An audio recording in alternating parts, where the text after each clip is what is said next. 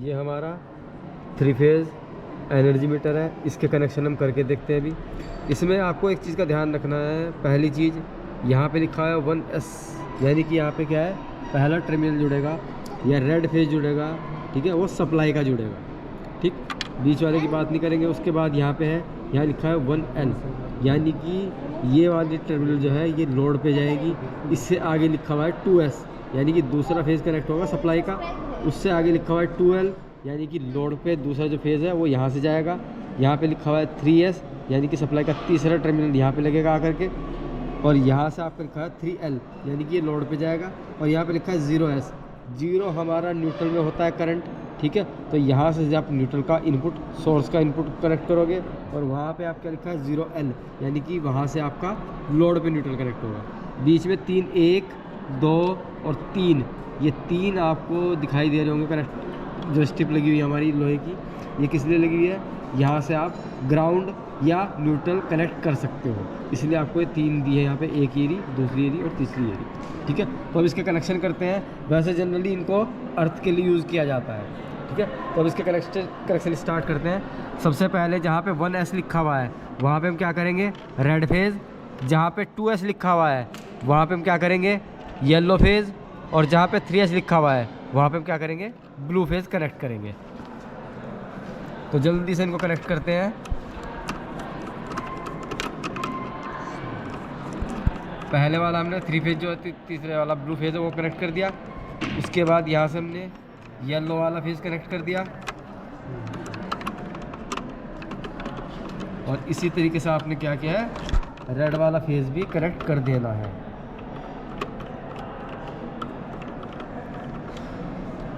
अब हमारे पास जो केबल है वो 4 कोर का है, और तो चौथे वाला टर्मिनल जो हमें दिया है इसमें वो ग्रीन कलर का दिया है। तो हम क्या करेंगे, इस ग्रीन कलर को जो हमारा न्यूट्रल वाला यानी कि 0S वाला है उसके अंदर कनेक्ट करके इसको टाइट करेंगे।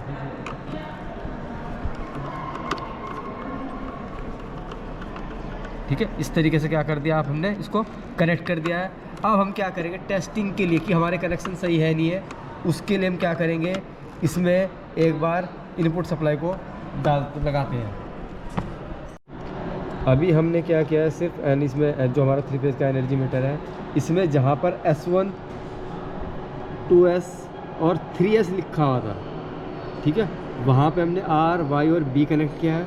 जहाँ पर 0S लिखा हुआ था, ठीक है, वहाँ पे हमने न्यूट्रल कनेक्ट किया है। यानी कि जहाँ पर भी S लिखा होगा वो आपका इनपुट सप्लाई के लिए है। जहाँ पर भी आपका L लिखा होगा, जैसे एक यहाँ पे लिखा हुआ है 1L, 2L, 3L और 0L, तो ये आपके आउटपुट के हैं। तो आप जहाँ जहाँ पर आपका L वाला टर्मिनल है, जैसे ये पहला L है, तो हम यहाँ पे क्या कनेक्ट करेंगे, न्यूट्रल, सॉरी आउटपुट का रेड फेज़, 1L पे रेड फेज़, ठीक है। उसके बाद यहाँ पे लिखा हुआ है 2L, 2L पे हम क्या लगाएंगे, येलो वायर कनेक्ट करेंगे जो आपकी लोड के ऊपर जाएगी, ठीक। उसके बाद में जो आपका 3L लिखा हुआ है वहाँ पे आप क्या करोगे, अपना तीसरा फेज़ यानी कि ब्लू फेज़ की आउटपुट लोगे, और जहाँ पे लिखा हुआ है 0L, ठीक है, वहाँ पे आप क्या करोगे, यहाँ पे आप न्यूट्रल कनेक्ट करोगे इस तरीके से। और सीधा सीधा आप क्या करोगे, जहाँ पर आपको लोड चलाना है उनको सीधा सीधा आउटपुट वालों से कनेक्ट कर दोगे, और इनपुट सप्लाई आपकी यहाँ से कनेक्ट हो जाएगी, ठीक है। मैं आपको एक मेन डिफरेंस बता देता हूँ।